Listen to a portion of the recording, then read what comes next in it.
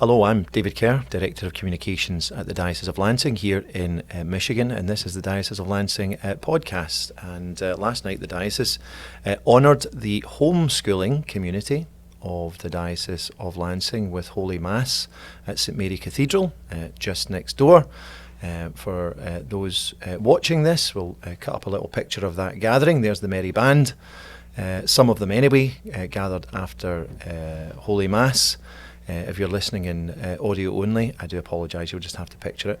And it seemed like an opportune and apt moment to discuss homeschooling, and who better to do it with than a real live homeschooler, in the person in this case of Jessica Schob, Yes. Who's from Leslie, not far from here. Great to have you here, Jessica. Thank you, David. Thank you for coming in. Thanks. Just tell us, you're a mother of how many? 4. Okay. Four children. What ages and stages are they at? My oldest is 20, and then 18, 17, and 10. Right. So how many are still in school? 17 and 10-year-olds. Okay. Yes. And I guess straight out the bat, how long have you been homeschooling for? This is our 16th year. Wow. Why did you decide to homeschool? I'd like to say I had lofty reasons why. I was a school teacher in Eaton Rapids and did the best I could. But as you go through the years, you start to see that some of the students that had a lot of potential just slipped through my fingers. The busyness of a classroom, the crowd control, the discipline, through all of that, and in addition to the teaching, just some of the students went through my class but didn't really have a really positive education experience. So fast forward a couple years, and my oldest is ready to go to kindergarten. And I wasn't ready to send her because I was afraid the same thing would happen to her, because despite my best efforts, I did that to some kids. So I pridefully started homeschooling thinking I knew what I was doing, and by the end of the first year I knew I had a lot to learn.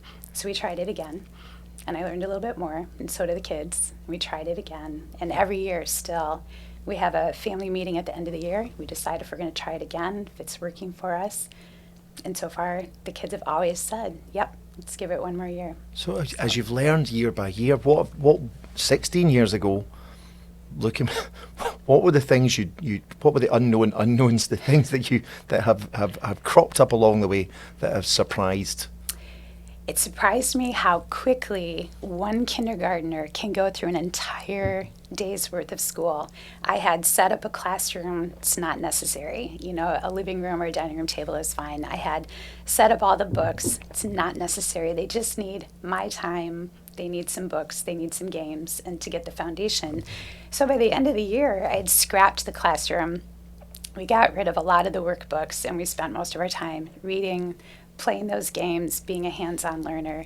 And I learned that everything that I learned to become a teacher was really about crowd control and disciplining a group of 30 to 35 students at times.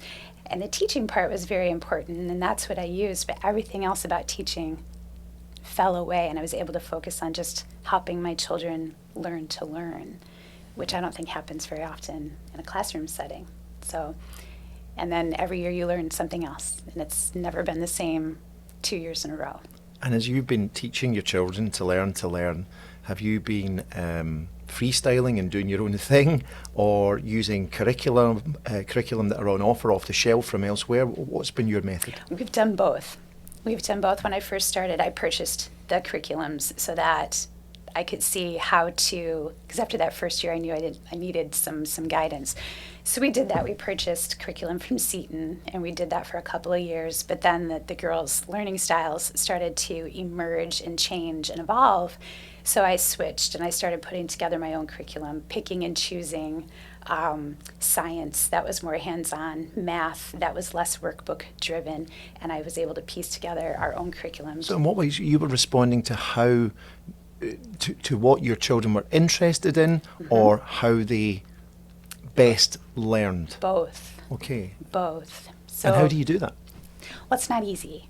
But if you pay attention to what your kids are interested in, you can very naturally pull in that aspect. So music is a big part of our family.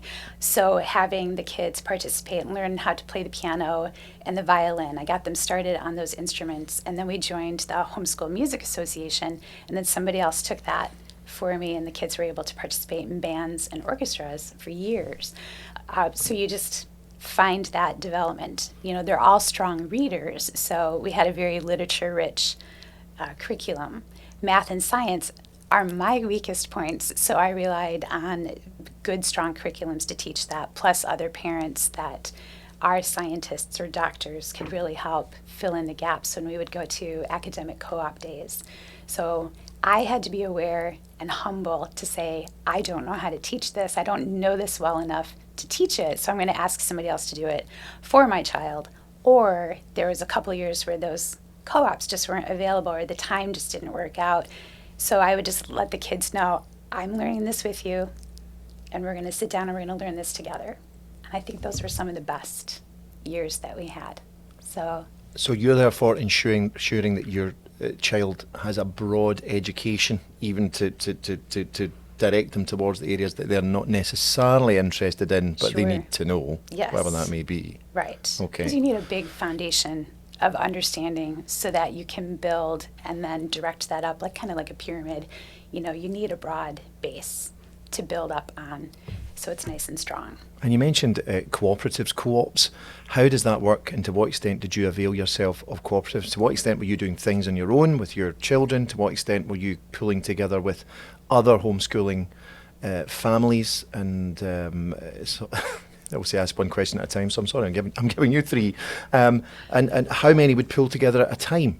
And to do what sort of thing? That's 4 questions. On you go, Jessica. Okay, well done. So when the need arose that I realized I need help teaching science, I would just reach out to the homeschool community and see what was out there. So sometimes there's a huge Christian co-op, things called chess. And so you can tap into the chess program, and they have academic co-op days, and then they have enrichment co-op days. And you can pick which one you want to do. And it's kind of just like a cafeteria thing. So if I wanted science and history for my children, I could sign them up for the academic co-op day, take them to a church with classrooms, and somebody else would teach that, give them the homework. They would do it at home, and we'd go back every week for that class, kind of like a weekly high school or junior high class. The enrichment days were really important when the kids were younger. So we would get together, and the moms would divide the groups up by age groups, and then we would do literature, art, music, gym class, just something where the kids could get away from the books and the science and the math and just play and have all of those enrichment activities that you would have at a school. But you need more than just your own children to be able to play dodgeball or kickball or something. So they would still have those same experiences, but it was all mom and dad led. And we would just go to different churches to do that. And do you mentioned schools there? Do homeschoolers generally in this part of the world, do they have links with schools for either academic or in particularly sporting pursuits? They do. A lot of the schools will allow students to come in and take a class or two, and it benefits the schools because they can count them as students. They also let our homeschool kids play sports that the homeschool athletic program doesn't have. So I know a lot of boys in high school will go to the local public school to play football. But in this area, we've got CHAP, and they have which is Christian Homeschoolers Athletic. Catholic Homeschool Athletic Program. And mostly Christian families, so there's the slip. But, my girls were able to run cross country for years. There's volleyball and soccer, just different sports that parents in the area were willing to take on the task of training our kids. And they put together an athletic program. So everything's available. And 16 years down the line, when you look at your 2 who are now graduated, your 2 who are still in school, how do you think they are faring academically? I think they're doing really well. They have a really unique perspective on what it means to attend college, what it means to become an adult, because our Catholic faith was such a big part of what we taught first, that everything else was through that Catholic lens. So they see things differently, I believe, based on that. My oldest daughter has decided not to go to college just yet. She doesn't want to waste the time and money until she knows what she wants to do. And as hard as that was for me, we've never done school the way other traditional families do. So I've come to settle in with that fact, and she's doing beautifully, and she's responsible. My second daughter is taking classes at LCC. She's working towards an Lansing associate. Catholic. Lansing Community College. Okay. Yep. Yep. And doing them all online, of course, right now, but working towards, an associate's in marketing and business. So following in their dad's footsteps for entrepreneurship. So I think they're doing well. And in terms of, obviously, a school experience, a traditional schooling experience, it's not simply about education, it's also about socialization as well. And that's one thing, I guess, when people are either pondering or observing homeschooling, they would question the degree of, not quite, not in an accusatory fashion, but if they were considering homeschooling, they would wonder, would their children lose out in terms of socialization and friend groups? What's been your experience? Socialization is always the hot topic for parents that don't understand what we do. And it's unique because if you look at, your lifetime, the first 12 years of your education, you were probably in a classroom with people all your same age, and there was one person, the teacher, who's older. After we graduate from high school, that's never the situation. We rarely find ourselves in an environment where everyone around us is our exact same age. So homeschooling in that sense better prepares, in my opinion, these young people to be in an environment where you can have older people and younger people and everybody can work together in the same fashion. The social aspect, it happens anyway. I think, when kids go to the park, they are naturally drawn to each other to make friends. It's part of who they are. And unless mom and dad keeps the doors locked and they never go outside, which is, nobody would do that, they naturally make friends, be it in the neighborhood or through the co-ops, through the sports. It all happens, and it's with like-minded people and friends, and it just feels to be a smoother experience for the kids. I don't know of any homeschool child who's been homeschooled throughout who's ever been bullied by another homeschool child. Just public school kids, that's part of their, I believe, survival skills, because it is so much of a dog-eat-dog kind of a world, but in homeschooling it's a safer feel to it. So I think the kids actually do better overall and are better suited to speak to an adult at all times. And how do you, as a Catholic homeschooler, how do you ensure, or what have you done in order to teach the faith and live the faith throughout your school day, which is your family life as well? Right. We have gone to daily mass. We have the Bible that we can always turn to read. The kids participate in the mass through altar serving or reading in the music department, just doing something. It really pulls the family together. So we do our daily readings. We have our faith curriculum that we go from to learn the faith. And I think in all of that, what happened in our family at least is, as I prepared to educate my children in the Catholic faith, I learned more about it, and I became a student too. So our faith as a family became stronger because I had to learn what I was teaching and then practice what I was teaching, so I wasn't a hypocrite. So I think it's the basis for everything that we do. How has it been for you? What have you gained from giving 16 years of your life over to educating your children? I think I'm learning how to learn. I'm learning what it means to learn from somebody else. When I was a teacher, I felt the obligation to always have the answer, to always give the instruction. But being a homeschool mom, it's more of a group effort. We're all going to do this together. We're all in this together, and we can accommodate our schedule a little bit more. I think I've learned that it's okay if I don't have all the answers. It's not okay to not seek the answers. It's okay if I don't know what I'm doing, but I just have to have a plan and move forward and adjust it as we go. There's no wrong answer except to not seek the answer. So always learning. And would you say, I'll ask the question, is homeschooling for everybody? I don't think so. I wish it was, because it's been a beautiful experience. But there's also been days where we've had to say, this isn't working. We just need to stop and walk away from the table.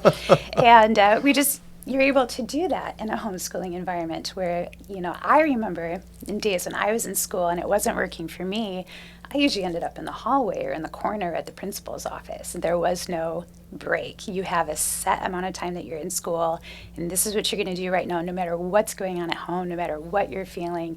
And homeschooling allows that freedom to say, yeah, this is not our day. We're just let's do something else. And we'll bake or go to the grocery store or go to a park or visit grandma and grandpa. We'll just break up the day, do something new, and then come back fresh the next day. And it always works. So if Catholic parents are listening to this, watching this, and they're considering, discerning whether to homeschool or not, what should they be thinking about? What are the factors that they should be bringing to their prayer as they make their decision? First, I would say homeschooling does not look like school. It doesn't have to look like a traditional school, and nor should it. So keeping that in mind, look at their schedule. Do they have time to devote 4 or 5 hours a day for older students, an hour and a half for a kindergartner, if that? Do they have the time to devote to it?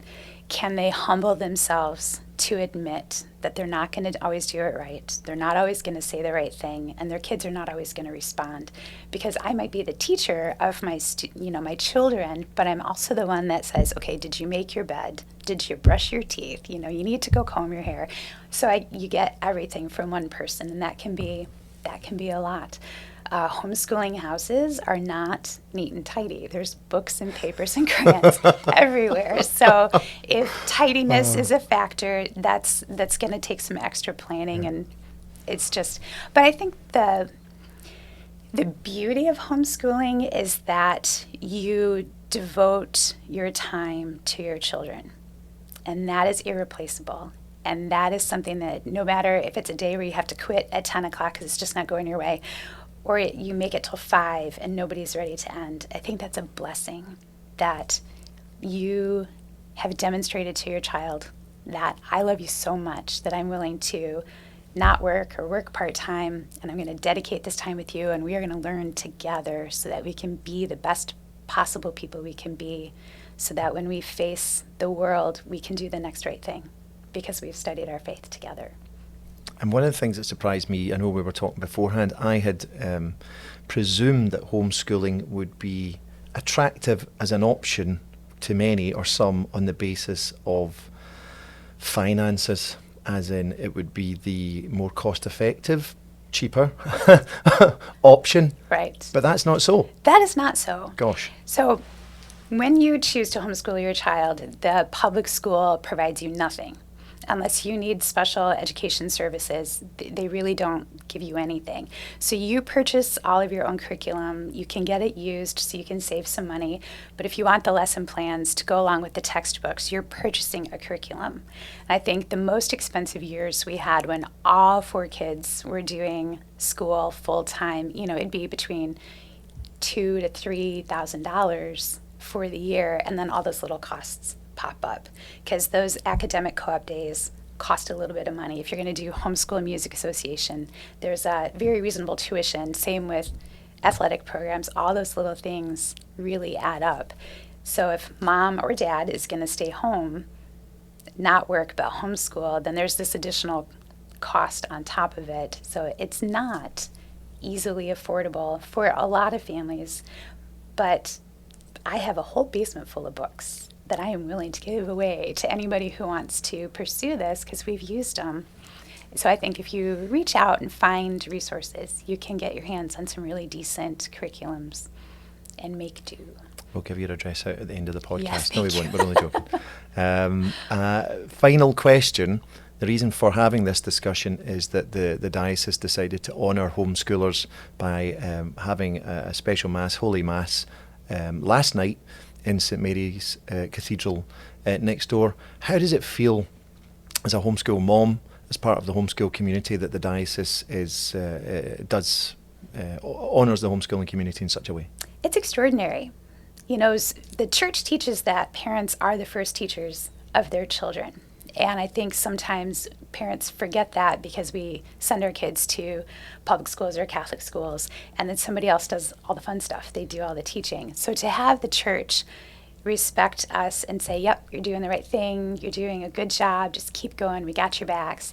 There's nothing more beautiful than that, to have priests and the bishop, you know, there saying, good job. You know, I think a lot of homeschooler parents don't get the pat on the back as often as we need. So I think it's a beautiful, beautiful moment. We were sad to miss it, but they do an end of the school year mass as well, and our graduates will walk. So we won't miss that one.